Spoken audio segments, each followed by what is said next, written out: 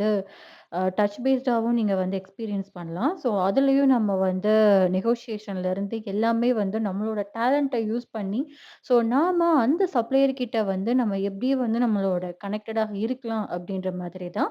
So இப்ப நீங்க பார்த்துட்டு இருக்கிறது எல்லாமே வந்து பார்த்தீங்க அப்படின்னா, இதனோட மிஷினரியோட நேம் வந்து எனக்கு வந்து எக்ஸாக்ட்டா தெரியல. ஸோ இப்ப நீங்க பார்த்துட்டு இருக்கிறது எல்லாமே வந்து சானியோட ப்ராடக்ட் தான் நீங்க பார்த்துட்டு இருக்கீங்க. இந்த மிஷினரிஸ் எல்லாமே வந்து நம்ம கன்ஸ்ட்ரக்ஷன் பேஸ் பண்ணி இருக்கிற அந்த மிஷின்ஸ் தான். ஸோ எல்லாமே ஒவ்வொரு ஹைட்டும் பார்த்தீங்கன்னா உங்களுக்கு தெரியும். ஸோ இது எல்லாம் வந்து நம்ம சிட்டி சைட்ஸ் வந்து 1 ஆர் 2 மிஷின்ஸ் வந்து நம்ம பார்த்துருப்போம் அங்கங்க.